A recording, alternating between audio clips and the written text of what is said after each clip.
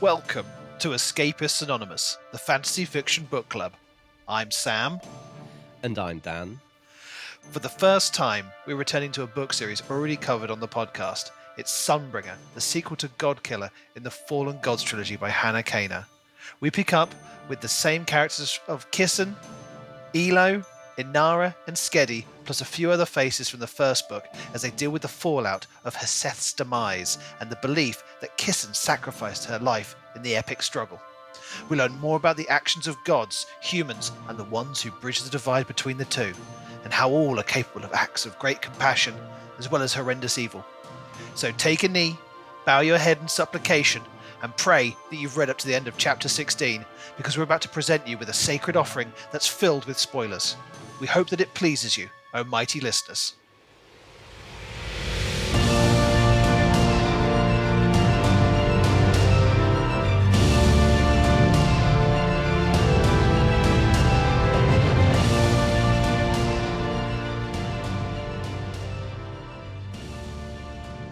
So, Dan, returning to the world of the fallen gods, did it feel good to be back? Yeah, it was nice to pick something up and already have the context. Yeah. And I'm sure we'll get into some conversations around, maybe with some painful analogies about second albums and that kind of thing, and how we feel about those sorts of challenges for an author. Not just second albums, but the midpoint in a trilogy. Yeah, it functions differently to the other two. In terms of how it tells the story. You can either have an Empire Strikes Back situation. It's something absolutely great, or you can have whatever that second Hobbit film was that was absolute trash. Yeah. The desolation of the story. But in terms of stories, it's your turn to do the recap. So, What happened in the first 16 chapters? Okay, so bear with me as I go through this, because if you're reading along, you'll know that we get different perspectives in each chapter. So in my recap, I've gone by perspective rather than as it follows in the book. So Here we go. Aaron, dying and abandoned by Hestra, goddess of hearths, spins a story to his guards that he sacrificed himself to protect Midrun in the God War. As the guards begin to revere him, Hestra returns, attracted by their admiration for him. His strength is suddenly restored, but Hestra reveals to Aaron that the fire god, Heseth, is now dead. Reinvigorated, Aaron plots a new path to godhood. With senior members of the military in attendance, he admits to burning the Kreia Manor for their defiance and announces a military victory march from Sacra to Leskia to advance his cause. Moving on to Skedi, Inara and Elo, they return to Leskia and inform Yatho that Kissen has died. She is devastated. Racked with guilt over Kissen, Elo tells Inara that it's okay if she blames him, but she doesn't. Tele returns, having heard the news about Kissen, and is furious and devastated. Elo tells them the whole story of their trip to Blenraiden, but leaves out key details of the sex between him and Kissen, and of Inara's power and her removal of the curse. He tells them that Arn, the river god, removed the curse on his back. With the accusation that Canavan put the curse on Elo, the group decides to confront him at his pub. When they arrive in the pub, Canavan and Elo fight, and Canavan summons Lethen, the goddess of lost travellers, from within his body. Inara uses her power to subdue Lethen. Elo brokers a truce with the god, saying that he wants to kill the king as well, and she agrees to let him live and allow him to meet with members of the rebellion. We also find out here that Tele has been working with the rebellion behind Yatho's back. Inara is told to stay out of the conflict and return home with Yatho and Tele, much to her frustration. Inara and Skedi witness Yatho and Tele arguing over Tele's involvement in the rebellion. She explains that she has become involved in order to preserve the knowledge and history of the gods, fearing that soon all of the archives may be destroyed. Inara convinces Tele to take her to the archives on the premise that she will help her to communicate with the other archivists, but Skedi suspects Inara has a hidden agenda. When they get to the archives, Inara reveals that her plan is to access the God archives to uncover the origins of her father's identity. Skedi has to use his power to get them past several layers of security, but once inside, they find a reference to Skedi's past as a respected god among sea travellers, and a possible link between him and Yusuf, the god of safe haven, who Inara suspects could be her father. The goddess, Cyan, Lady of Learning, appears. She is in poor health due to the prohibition of learning about the gods.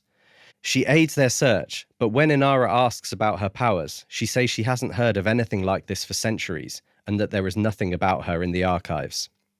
Elo meets with rebellion leaders, urging them to prepare for war. They are reluctant to buy into the idea of a violent rebellion, but Canavan reveals that he has heard about Aaron's impending victory march and reiterates Elo's point that war is coming whether they like it or not. The next day, Naya, one of the rebels, tells Elo that she has changed her mind and is willing to fight for what she believes in, and Elo begins to enact a plan to unite Leskia against the king's forces. Kissen awakens in a citizen's bay, near her childhood home in Talisha. He warns her that Heseth is not dead and foretells chaos and war with her return. Suddenly, a citizen is attacked by some ships who are trying to capture him using bridite chains. Kissen reluctantly frees him, and he tells her to retreat to his caves while he defends himself. Kissen finds a coastal camp with restish ships and a crowd sacrificing children to revive Heseth. She is horrified by the growing threat. Determined to stop Heseth's resurgence, she resolves to destroy every shrine to the god, and she begins with the camp that she has infiltrated. She works her way through Talisha, destroying shrines to Heseth as she goes, but news begins to spread of her work, and when she is recognized, she is attacked by a group of fanatics. She survives with help from a wind god, Freya, but in the chaos, she accidentally kills a young boy, the first human she has ever killed. Freya conveys a message. Arn wants to see her, prompting Kissen to set off in search of the river's source. She treks through treacherous conditions to the source of Arn's river, but when she arrives, she is not met by Arn, but by a mysterious man who seems to know who she is. Overwhelmed by the journey, she blacks out. So, That's all the stories. All of the stories that we've got, and I hope that going through it character by character or group by group maybe helps to get there, albeit I feel like I lost the ability to say the letter S at some point throughout here. I think with all the different characters, like when you set them out, you're like, oh, each of them's only had a little nugget of storyline almost. Like when you say like Kiss, it's like she talks to a citizen, she starts destroying the statues, she gets attacked by some guards, she goes to find Arn. Yeah. Like it feels like really short, but also when you have so many of them, there's lots going on across the whole spectrum. So it's a long recap because you have to kind of go into a bit of detail about all of the different ones. And it's the only book series we've touched upon so far where it really jumps around. You know, with the book that wouldn't burn, we had 2 points of view. Yeah. But you know, now we've got, because they've introduced Aaron in this book now. So well, Aaron was an interesting one because it felt like we had quite a bit of him, but actually there was only 2 chapters with Aaron. It was only when I went back to do this recap that I realised that. And it's given us some useful kind of context there, but I kind of expected us to have a little bit more as time went on. Yeah, and we're going to get a bit more, I reckon, when these troops arrive at Leskia. Yeah. You know, and he'll be reacting to whatever happens when they first arrive, you know, when the Lord Yether, you know, rejects them and throws the current King's Guard out or something like that that's going to be building, you know, whatever events we're about to go into. Yeah. But I kind of liked the fact that they brought in some Aaron chapters, because the first book, he was supposed to be, it was unknown what his motivations were, and then he gets revealed as, you know, one of the bad guys. And then now we've got him as that known antagonist. We're suddenly getting his perspective. And is it because it's going to be a bit more nuanced, or are we just going to learn how much we actually dislike him as he gets corrupted by the promises of power and godhood? Because, you know, and I want to touch on this with quite a few characters, but like all of these characters, it's all about trauma.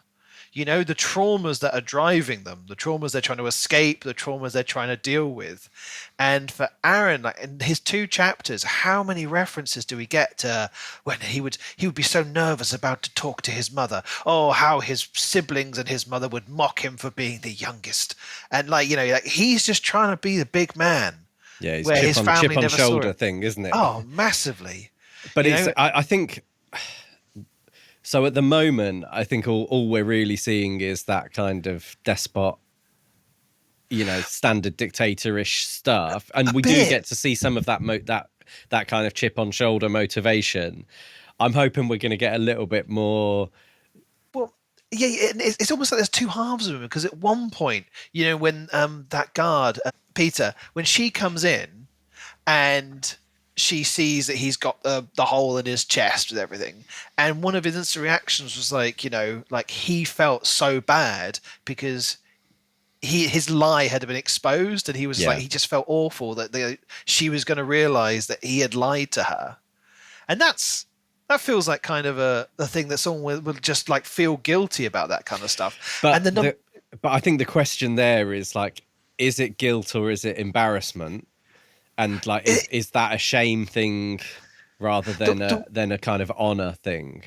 The way it was framed to when I was when I was reading it, it was kind of like he seemed genuinely sad that this had happened, and also like, you know, he's constantly thinking about Elo. He's just thinking like, oh, you know, when he thought he was dying, he was like, I just wish I could be being held by Elo right now. You know, like he isn't like, you know, he felt awful about what he did to him. You know, how because he had to genuinely still love him in order to have to give him up. But he's just driven by so much power and anger at his past that there is this kind of like core of a good man, the one that Elo grew up with, that he's having to shed and leave behind. So I think there's a bit more nuance, and who knows, at one point he might realize that like Heseth was pretty much just gonna like just glom him up as she gained power because there's no space for anyone except her. Yeah, that feels like the direction that it's heading. Is like he was obviously working on some kind of false assumption originally that it was going to be some shared power facilitated by Heseth. And now obviously he thinks that Heseth's dead. His interpretation is, well, I can make myself the almighty powerful. Yeah, but obviously he's not aware. He's not aware of Heseth's sort of survival and all this stuff going on in Talisha. So there's a sort of convergence potentially coming. I hope anyway. I think that's kind of been what I've been thinking all along is he's going to assume that he has to just battle rebellions, and then at some point he's going to come up against something that he didn't expect to come up against. Yeah. Well, I wonder how much Hestra is going to become an issue, or whether he will cast her aside. Like, you know, I'm predicting what's going to happen at the end of this book, and there's part of me that thinks he might actually ascend to some form of godhood at the end of this book, like, and Hestra goes to leave, and he's got enough belief from the people. You know, we saw in the archives those incense being burned in his honor, and you know, the Inara used the word veneration. You know, that's how he's starting to be treated. So at some point Hestra's like, I'm out of here, I'm gone, and he's just like, oh, well, it seems I don't need you anymore, kind of thing. A lot of the podcasts I listen to are things about dictators and sort of the psychology of dictators. I've got a little bit of a sort of fascination with it, and I think Hannah Kane has done quite a good job of tapping into some of that dictator psychology, where if you look at dictators throughout history, whether it's like Franco or especially like someone like Saddam Hussein, they're obsessed with writing their own mythology and having this kind of story of heroism that underpins, it's kind of their own legitimacy is based on some mythology that most of the time, when you look into the detail of it, will be almost all fabricated. So yeah, like there's some really good stuff in there around Aaron almost realizing that himself. Like, it doesn't have to be true. People just have to believe it enough for him to be powerful. Yeah, and we see this idea of how gods are created, like with what's her name, Cyan. Yeah. You know how she takes the form of the young woman who's buried underneath the archives, who then got venerated. She's like, and the god's like, I'm not her. I've just taken on the form because this is the form that people willed her into. So it's like people wanted to worship that girl, that woman, but it isn't what's happened. It's Yeah. created a kind of facsimile of her that became this powerful god of knowledge. Yeah. You know, and I think you've got to have a similar thing with Aaron at one point where like there becomes this almost you know, incompatibility between the man and the god he wants to become.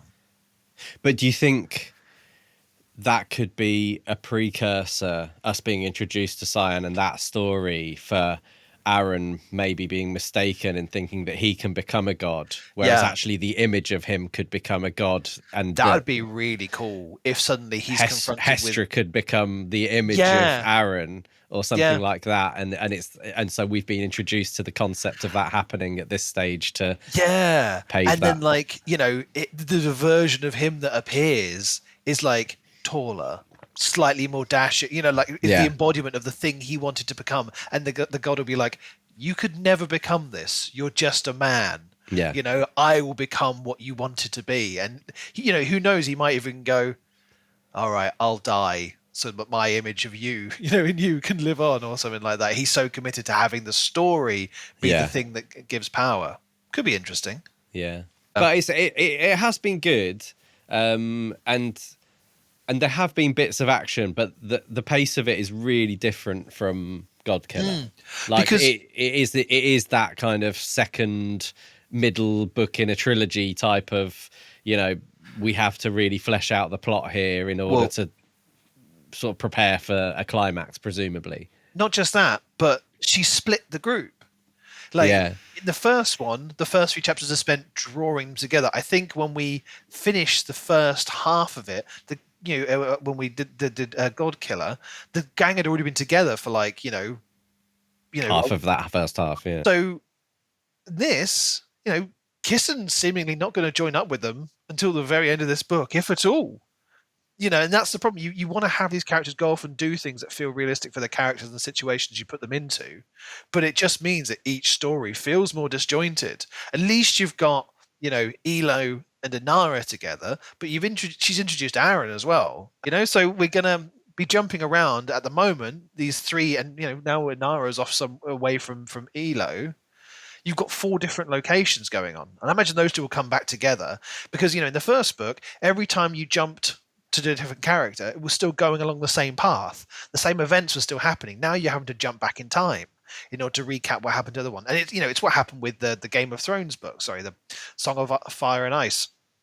So you actually feel like not much time has really passed. Like, you know, Yeah. main characters in that are still like 13 years old because it's actually only been about a year and a half in the. Yeah, it's a classic fantasy trilogy mechanism, really, isn't it? Like Lord of the Rings, you know, Two Towers. All of a sudden, that you've gone from the Fellowship, where all 9 of them are together, to Frodo and Sam, and you know, Legolas and Gimli and Aragorn off, and So Merry and Pippin abducted, and all of that stuff. Is you want to have the cast of characters, you want to feel like you're populating a world, and you do that by having different locations.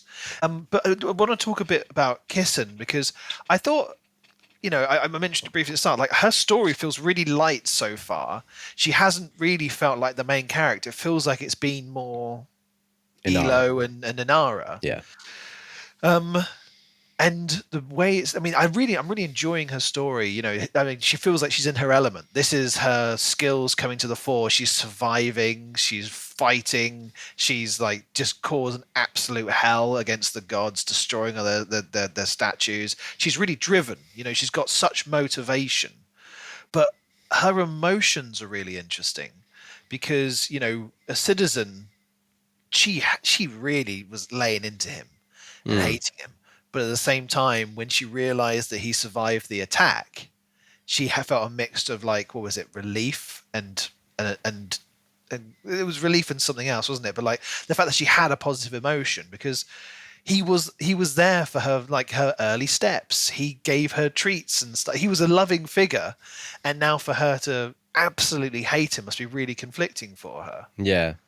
And just to clarify, what was the outcome of where they tried to attack him? Is he trapped out at sea?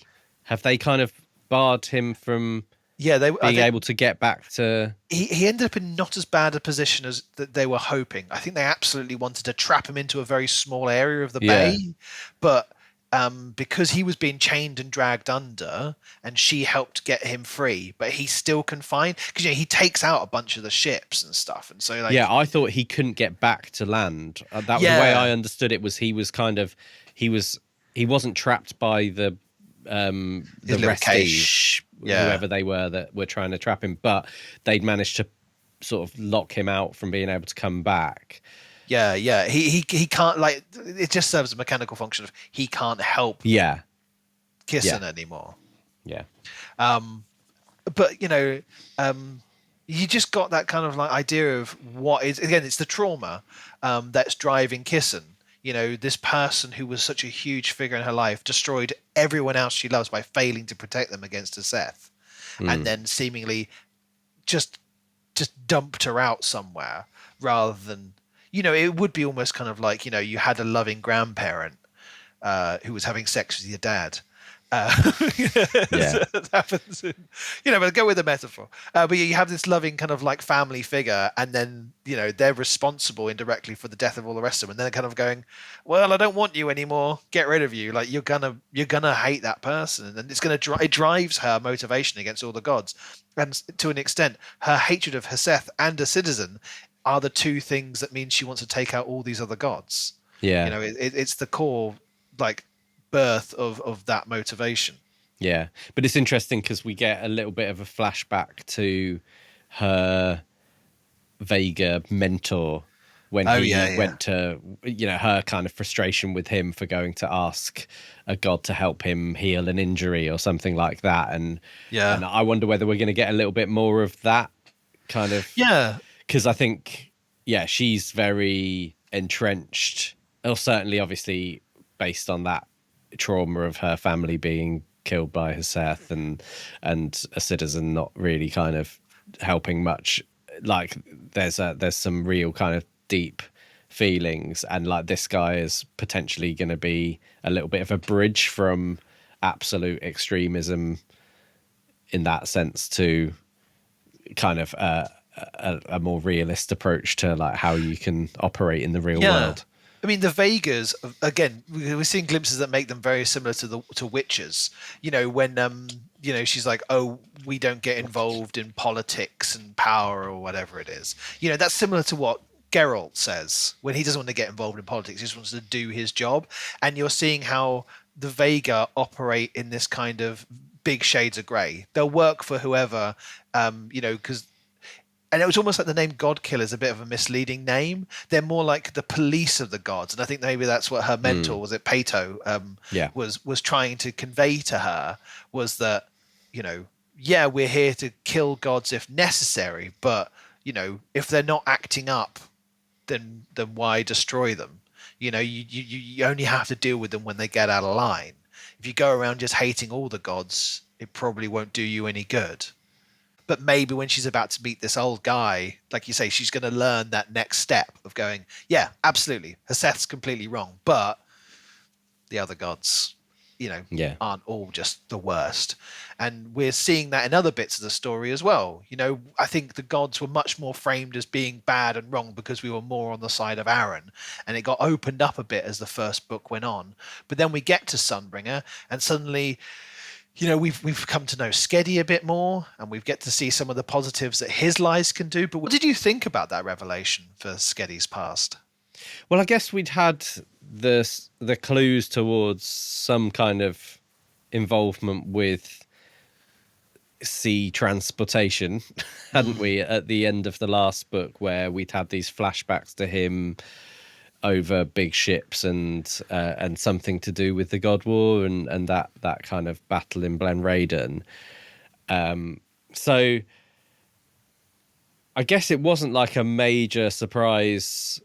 I think to flip that around, I guess it fitted in well with the narrative that's already been created around what he did, and also that we know that Inara's mother was traveling around a lot, and possibly there's some kind of connection in with Yeah. her sea travel, gods on boats, something to do with Inara, something to do with Inara's father. Yeah, and she immediately leapt. She was like, "Oh, could Yusuf be my Yeah. my father?" But then, how? What's the mechanics of having a child? Do they take on elements of your own powers and representation?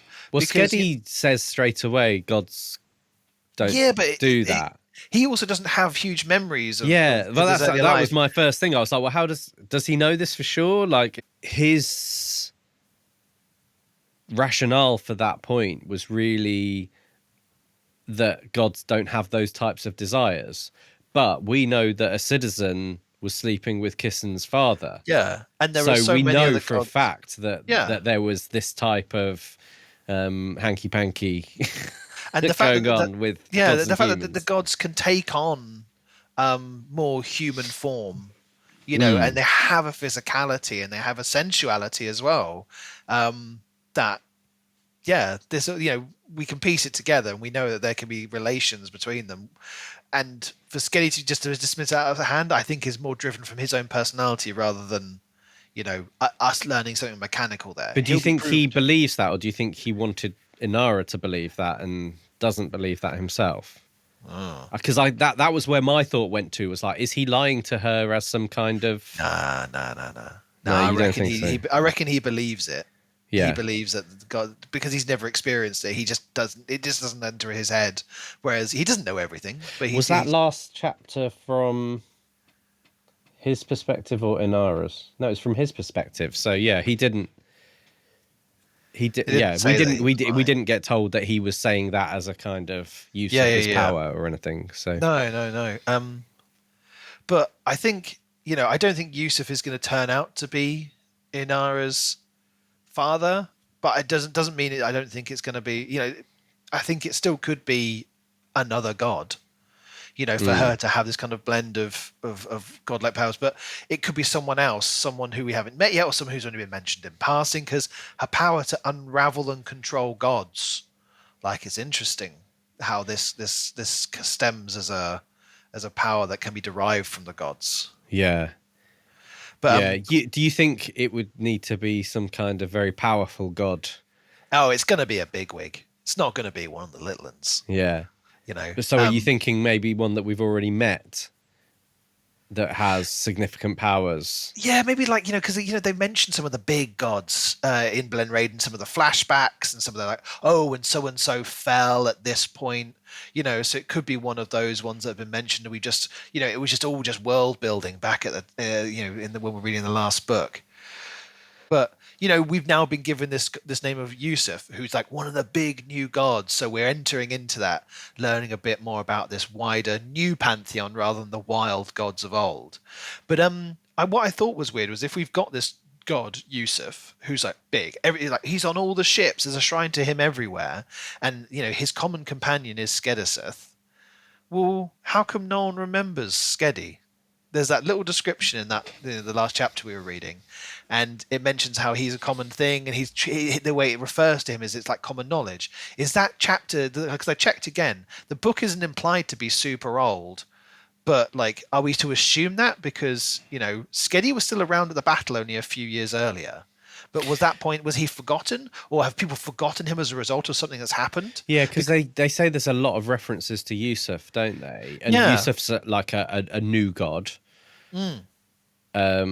Yeah, so I guess I'd sort of started to just file that away in terms of, oh, well, maybe Skedi's a new god as well, and that's why there's not many references to him. But that wouldn't track if If he he was, and Yusuf were kind of a bit of a double act. yeah, and the phrasing makes it seem like, oh, and I got to meet Skediseth, who was often with Yusuf. So like if people who've met Skediseth and he's been revealed to them, they're not been like, oh, where have you been as a god? Maybe it's just comes with the territory of being the sidekick. Yeah. Everyone just talks about Yusuf and forgets about Skedi. So I've got like two outstanding questions, one of which may be just a shoulder shrug, Yeah. which is, how did shoulders at the Skedi ready. immediately know who Cyan was? I reckon Cyan was quite a famous god. I mean, it's the patron god of a massive city. Yeah. Maybe that's fair enough. Okay. Yeah, you know, her image used to be everywhere in the city and had been scrubbed out. I guess it's kind of like knowing what the logo of a particular city is in our world. You know? Yeah. I suppose I was a bit like, that's not where Skedi's from. How But much attention? It is one of the biggest cities in Midran. So maybe it could be something that they knew about even before the whole Yeah. story kicked off. Okay, let's allow that. Okay. And then I don't know whether it was deliberately placed in the way that Cyan said it, but she said that she hadn't heard of such things in centuries. When Inara asks about her own powers, like, you know, where did my powers come from? She says, I haven't heard about anything like this in centuries or something like that. But she says in centuries. So she implies that she has heard about something like this before.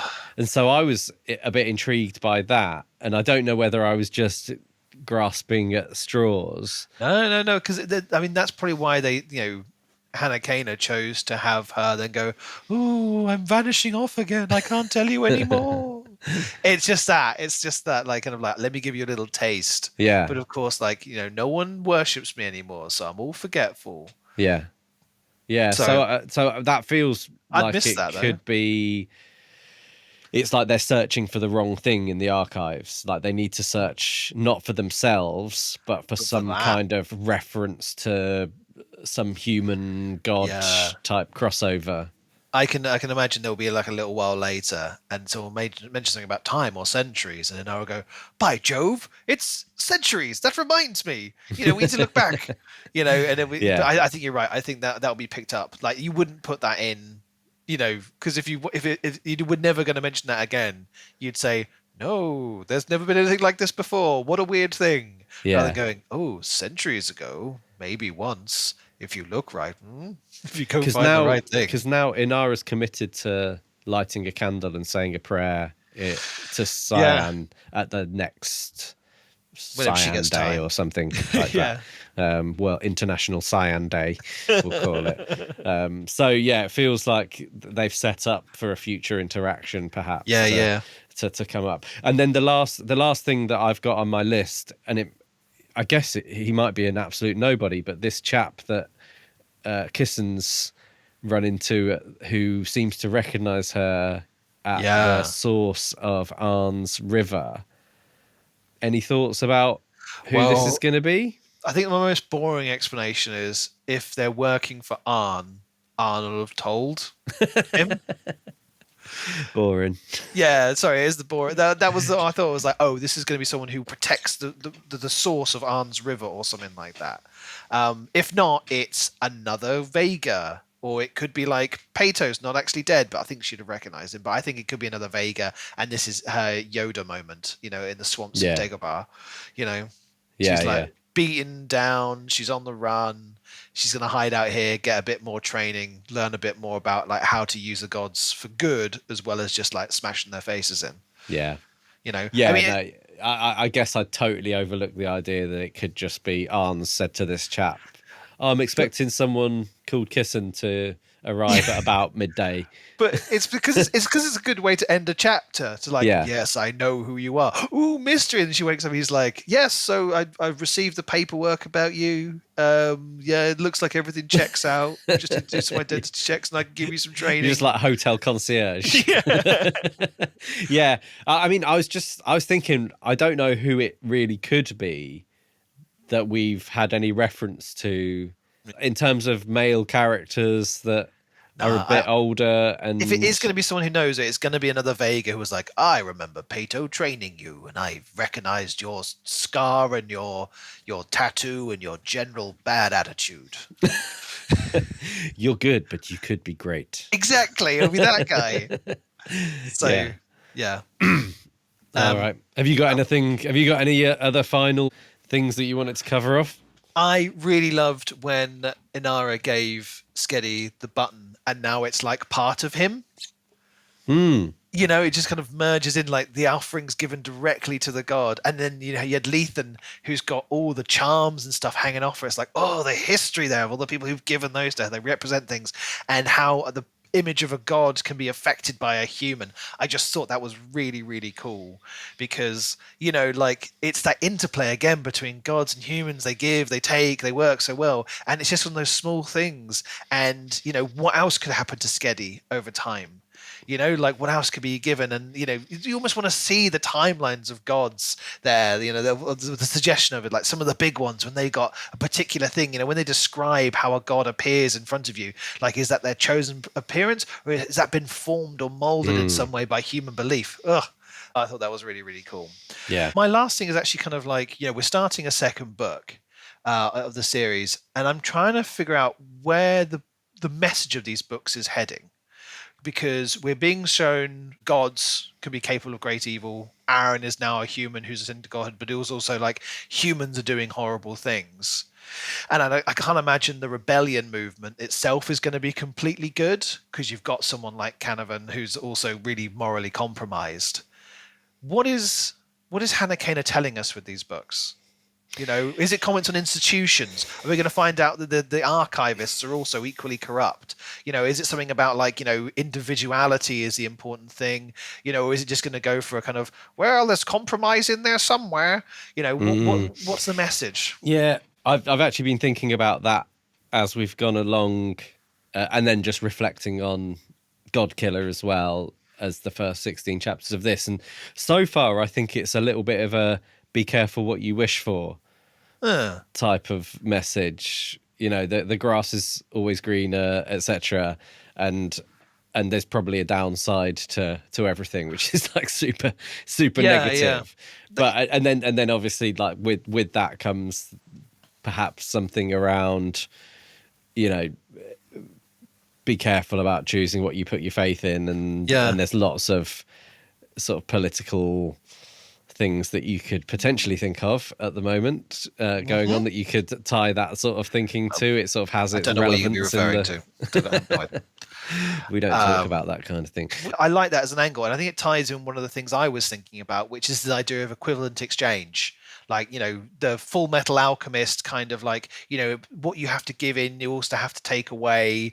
And these people who are expecting, big changes, Seth, Aaron, they're all winner takes all situations. There's like, I will take and I'll take and I'll take. There's no concept of giving back. Aaron talks about it, but he's like, well, I'll just kill you if need be. Like, you'll just roll off the other pieces that I knock off the board.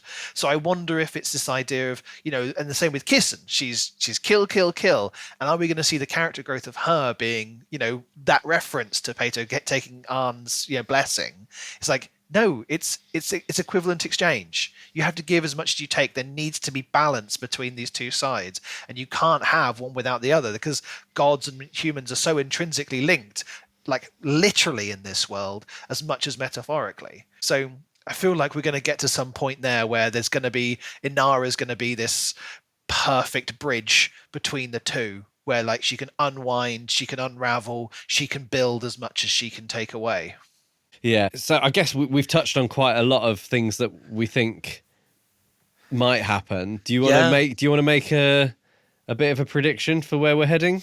I think one of the characters I haven't really touched upon yet is Elo and where his character's heading. I think I've talked a bit about Aaron, Kissen, Inara, but Elo, I mean, his trauma is the thing that, he had massive PTSD. He's experiencing physical pain whenever he has his flashbacks, and baking is the only thing that can take him back. And I think, he has this regret that he was never with Aaron when he was making the decisions of getting lured in by Seth. And I think it's about him letting go of Aaron. And I think at some point he's going to have to realize that, Aaron might have always been a toxic relationship, bro. Like, he was never going to be the man you wanted him to be. And so I don't think Elo's gonna sacrifice himself like in the way that he thought he was going to in the first book. I think he's going to realize there's more to live for that doesn't involve Aaron and sacrifice for these nobler causes. You can actually just be a bit more of a realist, because he went as a too idealistic and he crashed and burned and had to retreat just to being a baker. But what about you? What do you think is going to happen with him? I feel like we're heading towards a showdown at the end of this book between Elo and Aaron. Like, I think Elo's going to be forced to kind of kill his best mate or something. Yeah, like he's going to have to move beyond him, because Aaron's going to be like, come, join me. I made the mistake. You can be with me on this in these moments. And Elo's like, that's nothing I ever wanted. And you were never the man for me, Yeah. I think overall, I love this idea now of Aaron kind of creating the environment for him to be a god, but not realizing that it's not physically possible. And then enabling almost, like you say, that facsimile version of him to be this thing that Heseth uses as a vessel for an avatar domination of the land, and then in the third book we got this like Return of the Jedi type of I like it so much as an idea. I will be disappointed if it doesn't happen. So we've kind of built ourselves up for disappointment here, because we have no idea where Hannah Kane is planning on taking this, and it's probably too late to influence her. Quick, I'll email her. Come on. Just an idea, if you haven't thought of this already. We don't know yet because we're only 16 chapters in. Yeah. But could you come and rewrite our individual copies, please? Well, this could be fan fiction, couldn't it? We could create a Fallen Gods fan fiction website and just write our own versions of... I stopped reading at chapter 16 of the second book and took it in my own direction. I now refuse to complete the second book, just in case. Like a true fan. Excellent. Yeah, that's the eventual end point of what we're doing on this podcast. Is that's the assumption that we can write better than authors. False assumption. I would probably add into that sentence. But yes, so the next episode, we're going to do something slightly different because it's the end of 2024. We want to have an end-of-year Escapists Anonymous Awards. Some might liken it to the Oscars of fantasy fiction. That's what I've heard people saying about it. I've heard that some people say that the Oscars is like our award ceremony. That sounds plausible to me. So... we're going to come and we're going to dish out some awards based on the books that we've read in our first year doing this podcast. And it's not even a full first year, actually. We started back in April.